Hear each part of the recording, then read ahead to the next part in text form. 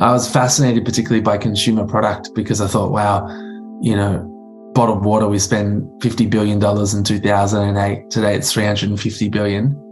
And what a crazy idea. Bottled water, world water crisis, people living, people dying. And how does one not serve the other? And that was the first link. The bigger idea, which we would now frame Thankyou as, we see one world with two extremes. Extreme poverty, there's 736 million people living in it, and extreme consumerism. We do spend $63 trillion a year on stuff. And so Thankyou is a bridge between our world's two extremes. And at 19, I saw it.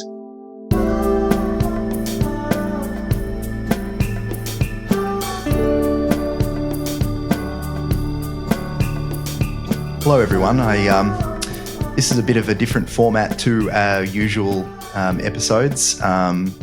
I'm quite excited to present this one to you. It's short and punchy, but it's packed full of amazing information. And the individual that I'm interviewing is Daniel Flynn from Thankyou Water, and he's an amazing communicator.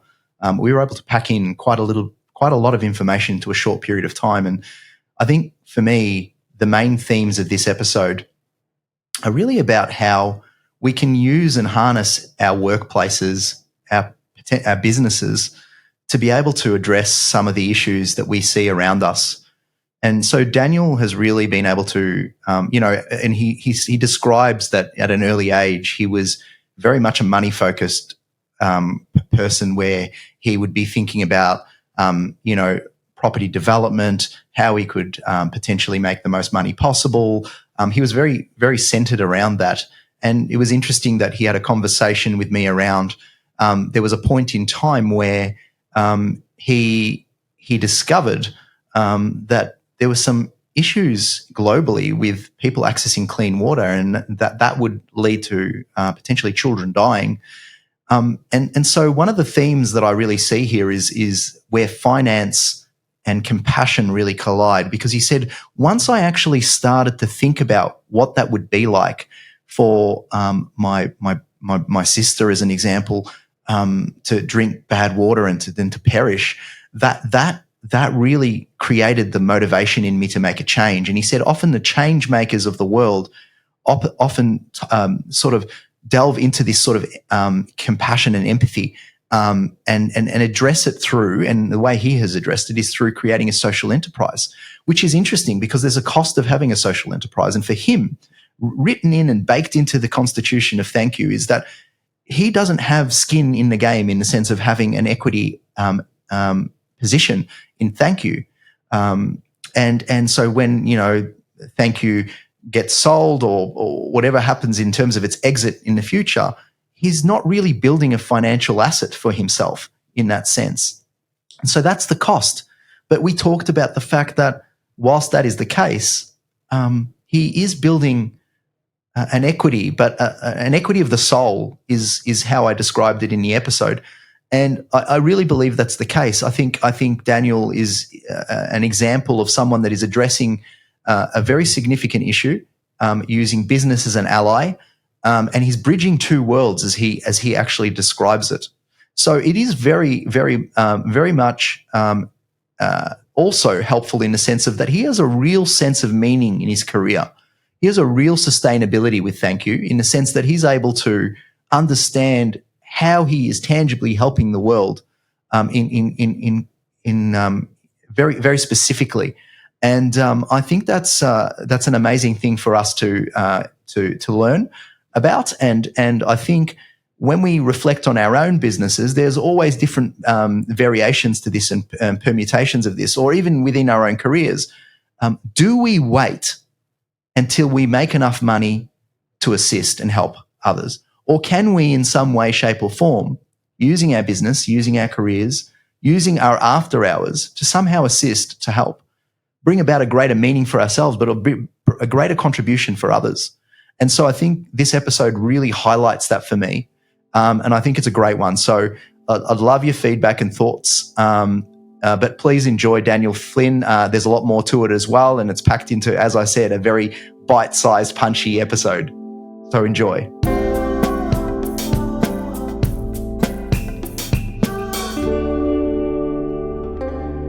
So yeah, tell me a little bit about Thankyou and the impact and that you do have, and also why you started it to begin with. Like, what was the idea behind it? Yeah. Well, we are a social enterprise. So that's a business that uses business for social good. In that there's a spectrum. We are a pretty hardcore one. We're all for our mission. So our business is owned 100% by our charitable trust. So founders don't get equity. There are no shareholders or investors. And we commit 100% of our dividends out to our partners around the world. And to date, the impact, your question, we've raised $17 million for our impact partners around the world, which is currently working with 18 charities who specialize in many different fields, but all focused on the end of extreme poverty. Wow. And we back them. So, that's what we do. Why we started and why I kind of got into this, 19 years old, very focused on money, very focused on business, in particular property development. So right. a real fascination. Yeah.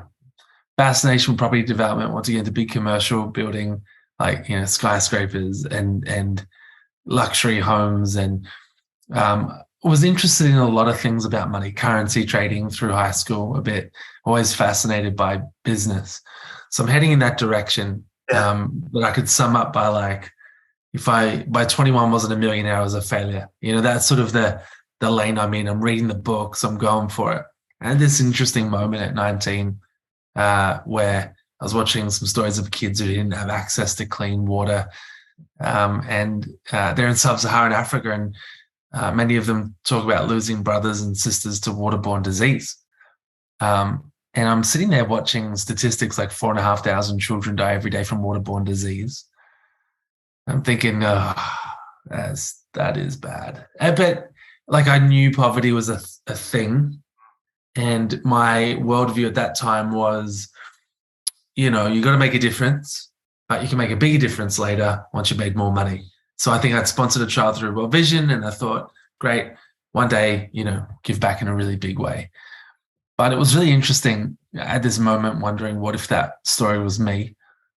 What if I just lived through what I just watched and it's incomprehensible to me? My sisters Jess and Mel dying, me finding out the water I got them killed them, then me growing up living with that. You know what? It feels like a lot of people don't do that take that extra step. They identify the fact that there's a problem, but they don't take the step of actually thinking about themselves in that problem. And that might be the single reason that you actually cared enough to go that next step. Is that right?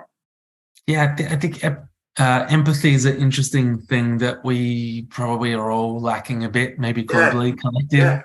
Yeah. But that idea of like, what does it look like to put myself literally in someone else's shoes? And I think that is the great difference between there's a problem out there, or, it's not me, but what if it was me? And the fact that it's not me, well, that's amazing, but can I change that? And that was the transformation I went on. And I think you're right. Many people who change things truly wonder what would life have been like if it was them.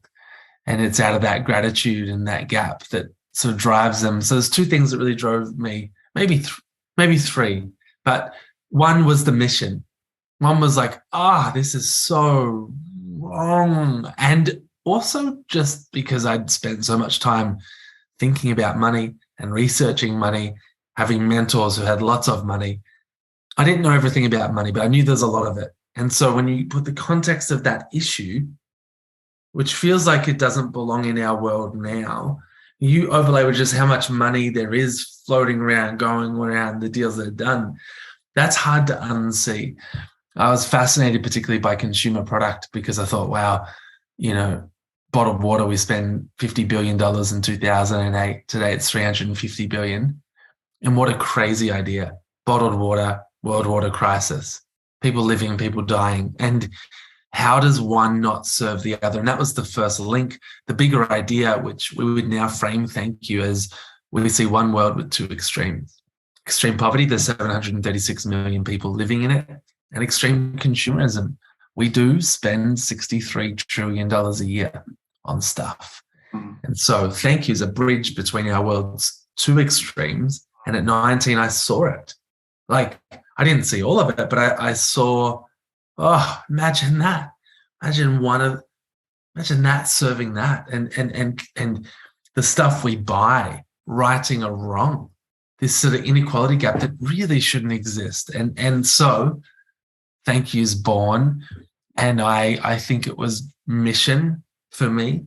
And that injustice, I think it was vision, like imagine a world that looked how it could. And for me, that's hard to walk away from. Once I see something, I find it hard to unsee it, basically. Yeah. And so, you know, especially when you look around and it doesn't exist. When you go to the fridge at 7-Eleven, when you walk through the supermarket and you're like, this vision, it doesn't exist. And it should. And it could. And that was the adventure that became Thankyou. And then I think over time, maybe we unpack it on the podcast, but I definitely went deep in my own history and future and personal makeup. And really, the Thankyou journey got really hard, like really, really hard. If we unpack it. Did it ever feel like you were going back into the money? Did it ever feel like there were times where you kind of lost your path a little bit? Or did you ever feel like, am I doing myself a disservice here because I'm doing something so grand and so great, but I'm actually not, maybe reaping the benefits that, maybe I should take a greater share, that sort of thing. Totally. Yeah. There are many moments like that, particularly when they go and get stuff, particularly when you meet other founders, and a kind of natural conversation in some of this ecosystem is found in terms like net worth or what's your exit plan or I just exited for X and and it's like, well, one day I'll finish up in my job. That's the exit. You don't get paid $1. There's no dollar like that. That's it. You stop getting paid. That's your exit. You stop getting your salary and that's beautiful. But is it a wrestle? Of absolutely, particularly given where I was heading. I mean, I literally was all about the money. Yeah. And Thankyou is 180 degrees the other way. Yeah. Except weirdly, it's the same idea. It's still chasing the money. Yeah. It's just for a fundamentally different reason. And so for all intents and purposes, you are a business owner in the biggest way possible, but in some ways you're not. From an equity and ownership point of view, you've deliberately gone away from that model. So I'm assuming you're remunerated through a wage of some description based upon the role that you do. And I'm sure you're remunerated well, which you should be, but there's skin in the game for other reasons, right?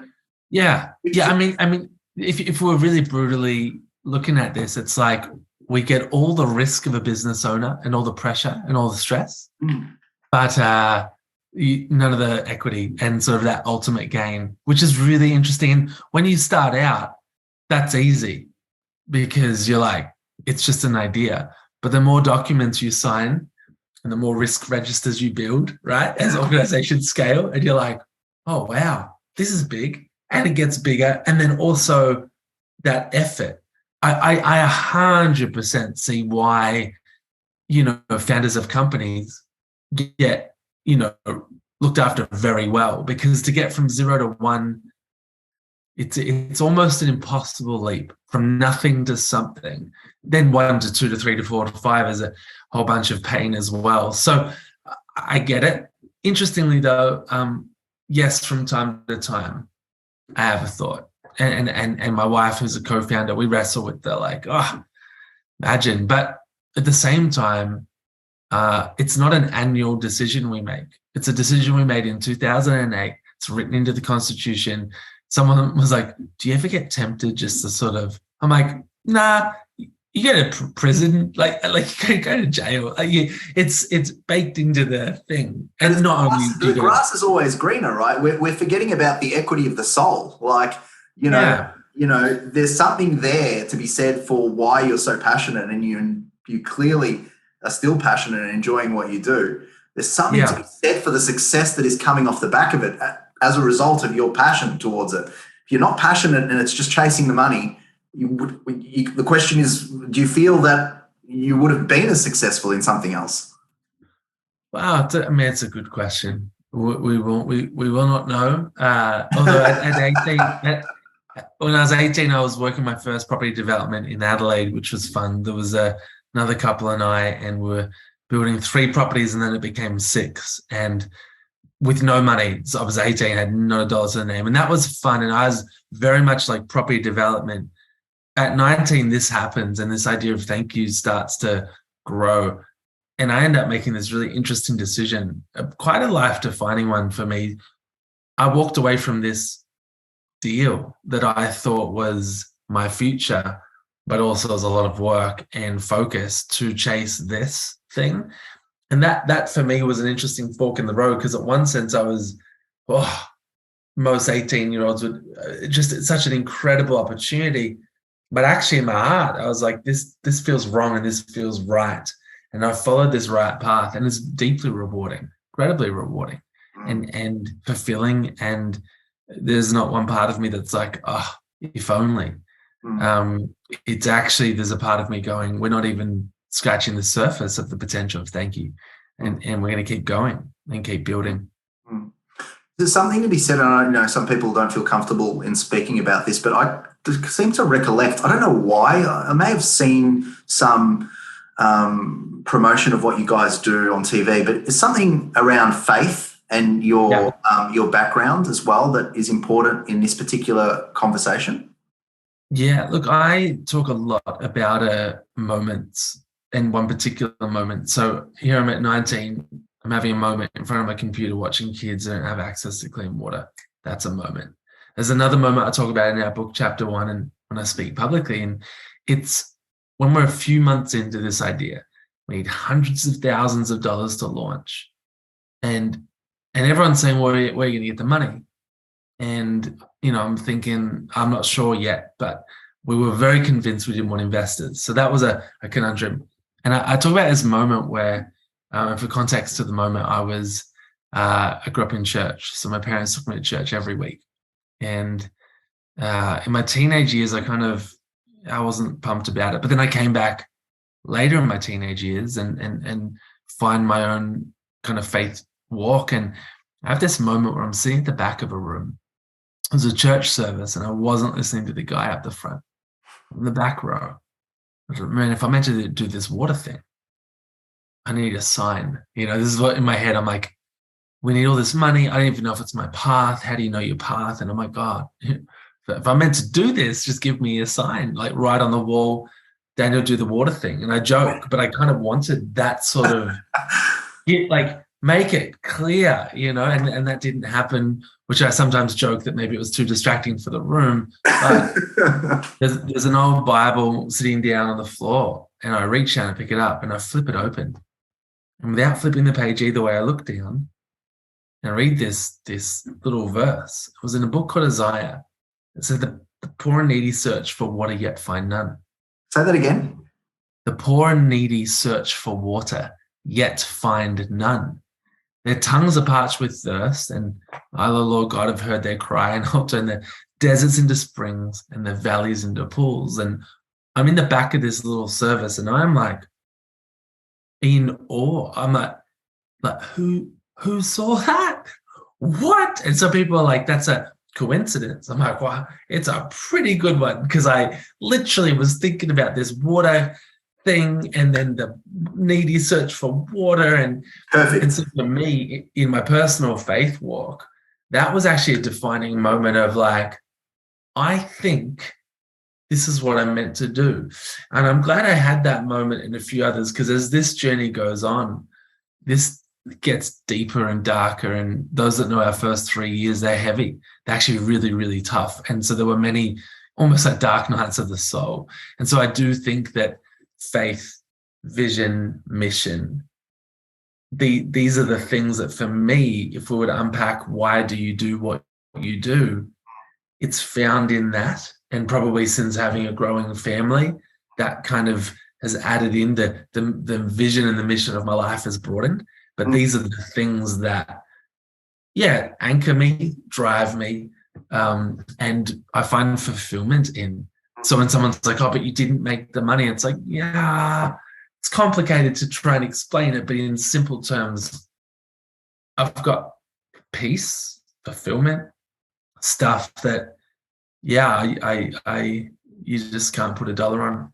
And I think in some ways, the skills that you pick up in what you're doing, they're transferable intergenerationally.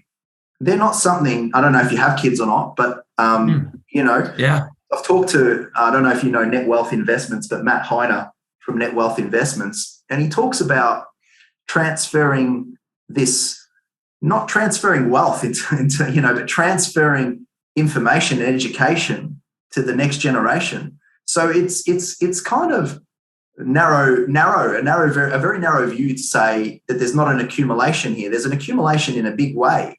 So would you agree on that? Yeah, I like that. I mean, I've said that to my mum and dad before, because I think, private conversation, but I think my parents, and I probably heard this more from my mum, like this feeling of like, oh, I'm not sure in our will what we leave to you is going to be very significant, and I'm like, Mum, no, you don't get it.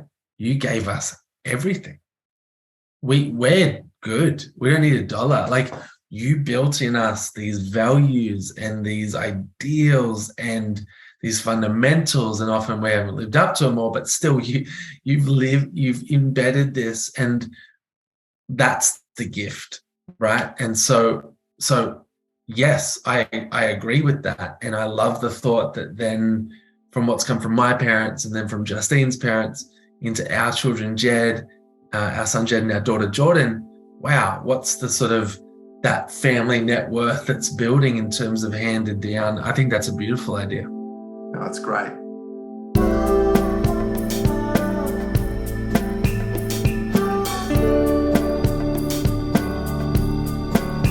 So I hope you enjoyed the episode with Daniel Flynn. Obviously, there was so many takeouts, but interestingly as well, the idea that Daniel's background, both from a faith-based point of view, but also from his family and his parents and his upbringing, was something that was really relevant to him in being able to start Thankyou and to continue with it. And, conversations with family around inheritance and so forth, really the monetary side of an inheritance is in Daniel's world is not as important, as he described to his mum, as what his parents have actually given him in terms of skills, capability. And, another episode that was relevant to this was, the Matt Heiner Net Wealth episode as well, where Matt talks of, providing the financial legacy is one thing, but being able to provide your children with the capability of being able to build and innovate and make change and be confident enough to step out in the world and contribute is ultimately the most important thing that you can provide as a legacy intergenerationally. And that makes a lot of sense to me as well.